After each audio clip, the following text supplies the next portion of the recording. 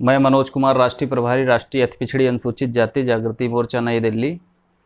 साथियों, जो सरकार ने देश के हित में निर्णय लिया वो सराहनीय कदम उठाया। जैसे सरकार ने 3 मई तक लॉकडाउन किया, कोरोना वायरस जैसे महामारी से बचाने के लिए देशवासियों को बचाने के लिए जो निर्णय लिया बहुत ही सराहनीय लिया, मैं उसका समर्थन करता हूं। और जो सरकार ने सोशल डिस्टेंसिंग की बात की उसका भी समर्थन करता हूं। परंतु सरकार ने बगैर पूरी तैयारी के जो इस देश में गरीब मजलूम मजदूर लोगों को मौत के मुंह में झोंक दिया, वो गलत है। सरकार ने इस देश के प्रधानमंत्री जी 22 तारीख को एक दिवसीय लॉकडाउन करते हैं, फिर उन्होंने निर्णय बनाया कि 26 से 3 मई तक लॉकडाउन किया जाएगा। लेकिन 26 को लॉकडाउन करने का आदेश तो दिया और 29 तारीख को इमरजेंसी बुलाया और 10 कमेटी बनाया इस देश के हालात पे काबू पाने के लिए,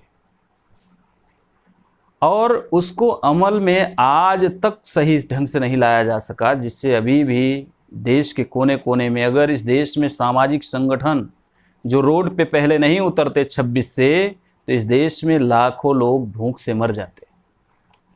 तो सरकार ने इसमें शिथिलता बरती और सरकार अभी जो योजना बना रही है वो योजना बनाया कि 500-500 रुपये अकाउंट में पैसा ट्रांसफ़र किया जाएगा।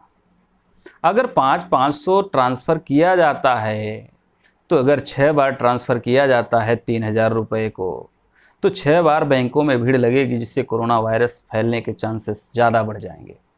और सरकार ने जो योजना बनाई, गैस सिलेंडर के अमाउंट लोगों के अकाउंट में जाएंगे, फिर बैंक में भीड़ लगेगी, उसके बाद वो सिलेंडर लेने जाएंगे एजेंसी में, फिर भीड़ बढ़ेगी। जबकि सरकार के पास इतनी बड़ी मशीनरी है, अगर सरकार चाहती तो घर घर अवेलेबल कराया जा सकता था। और सरकार को योजना बनाना चाहिए था, जैसे बड़े पैसे वाले लोगों को लाया गया, कहीं पे एयरलिफ्टिंग किया गया, कहीं पे लग्जरी बसेस लाए गए, कोटा से लाया गया, हरिद्वार से गुजरात पहुंचाया गया। वैसे ही अगर सरकार चाहती तो इस देश में जो मजदूर फंसे हुए हैं, डेली बेस काम करने वाले लोग, असंगठित मजदूर फंसे हुए हैं, उनको आसानी से निकाला जा सकता था। और ऐसा सरकार को करना चाहिए था, और नहीं कर रही है। यह संवैधानिक नहीं है, असंवैधानिक है और विरोध करता हूँ। इसलिए इस देश में जो सरकार निर्णय ले रही है, तो अगर सही ढंग से सही समय पर निर्णय लेती तो ये कोरोना वायरस इतना बड़े पैमाने पे फैलता नहीं, और इस देश को इतने बुरे हालात में जो गए ये नहीं जाता। और इसकी वजह से जो गरीब मजदूर पलायन किए और पैदल ही अपने गांव की ओर जाना शुरू कर दिए, इससे क्या हुआ, जैसे राम जी महतो ने भूख से दम तोड़ दिया, रणविजय ने भूख से दम तोड़ दिया, और तमाम ऐसी खबरें हैं कि जो भूख से लोगों ने दम तोड़ा और पैदल जाने की वजह से। तो ये बगैर तैयारी का नतीजा था। और उत्तर प्रदेश सरकार ने, मुख्यमंत्री जी ने ये स्टेटमेंट दिया कि हम उत्तर प्रदेश में जो लगभग 23 करोड़ जनसंख्या है उसको 2-2 मास्क वितरित करेंगे। लेकिन अभी भी 46 करोड़ मास्क कहीं वितरित होता नज़र नहीं आ रहा है। तो ये सरकार की उदासीनता इस देश को बहुत ही बुरे हालात में ले जा रही है।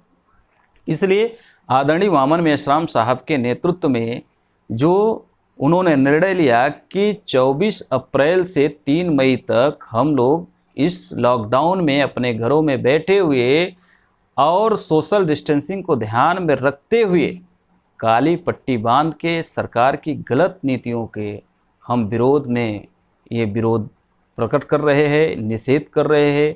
और आदरणीय वामन मेश्राम साहब के नेतृत्व में हम लोग ये बड़े पैमाने पे इसके निर्णय का समर्थन कर रहे हैं और साथ सहयोग कर रहे हैं। और राष्ट्रीय अति पिछड़ी अनुसूचित जाति जागृति मोर्चा के समस्त कार्यकर्ताओं से मेरा अपील है कि इस निषेध में वो शामिल हों।